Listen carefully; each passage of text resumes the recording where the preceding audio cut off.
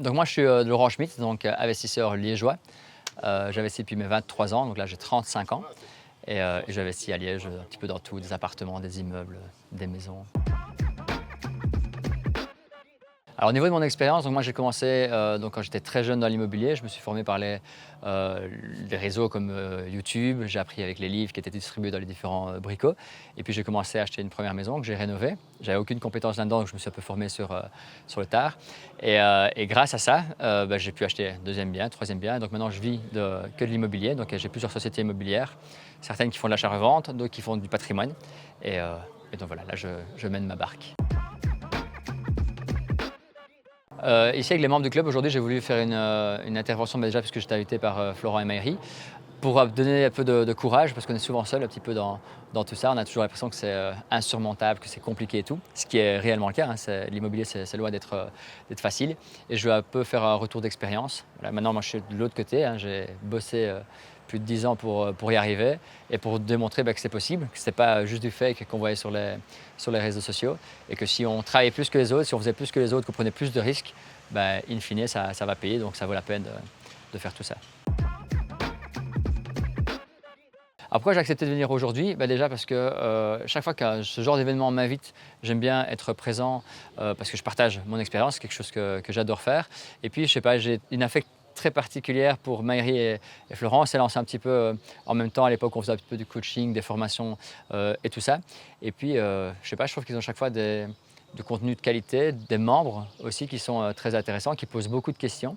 Il y a vraiment de tout, des gens qui débutent, qui n'ont jamais acheté, et d'autres personnes qui disent « Ah oui, mais moi j'ai déjà que 22 biens, 25 biens ». Je dis « C'est déjà énormément de patrimoine ».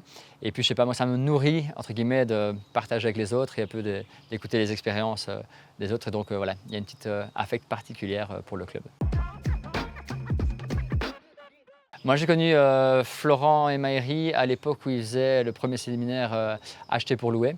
J'avais été, parce que moi-même, je faisais des séminaires sur l'immobilier. Je voulais voir un petit peu ce que la concurrence faisait. On a deux façons de faire des façons de faire des séminaires complètement différentes.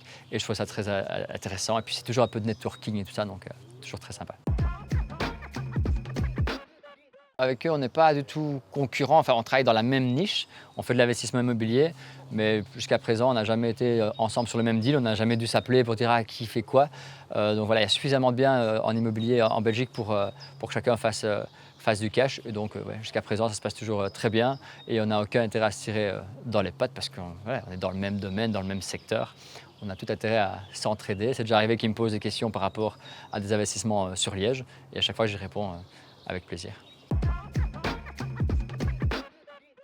Alors le conseil que je donnerais à ceux qui ont peur de se lancer dans l'immobilier, c'est plutôt que si tu fais rien pour assurer ton avenir, c'est plutôt là que tu dois vraiment avoir peur parce que tu ne dois pas pouvoir compter sur l'État. À un moment, il va vraiment y avoir un problème. Il y a déjà énormément de problèmes. Il suffit de regarder un peu les pensionnés autour de nous.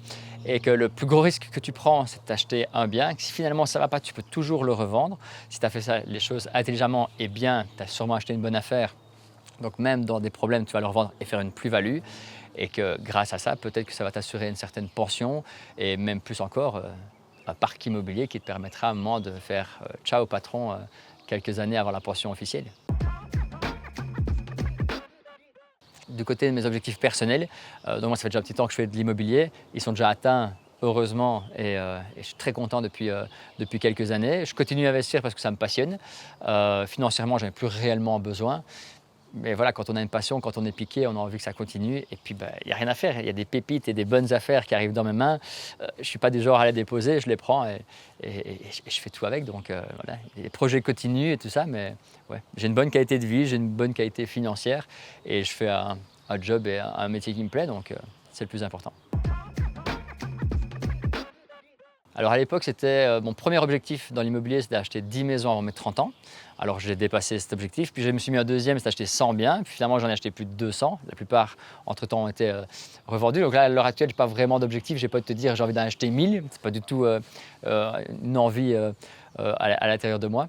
Mais plutôt que ça continue comme c'est maintenant, et d'avoir un bon équilibre entre vie privée et vie professionnelle. Et pouvoir continuer à faire le tour du monde si j'ai envie de le faire, tout en continuant à acheter de l'immobilier par passion et parce que ça me drive. L'immobilier me rend très, très, très, très heureux. Ouais.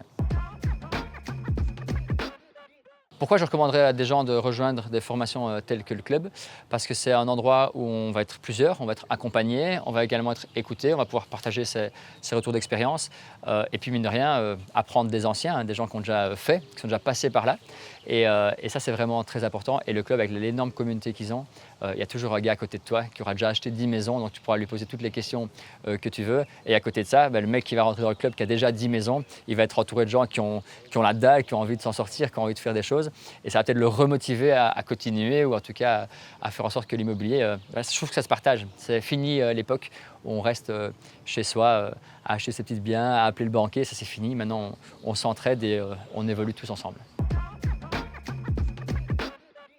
Alors au niveau de l'échec, je trouve que ça fait partie de l'individu, encore plus dans l'immobilier. Personnellement, il n'y a pas un bien que j'ai acheté où il n'y a pas eu un problème, où il n'y a pas eu des frustrations. Alors je trouve que, par contre, j'ai jamais eu un échec, on va dire clôturé, parce qu'à chaque fois, ça s'est bien réglé.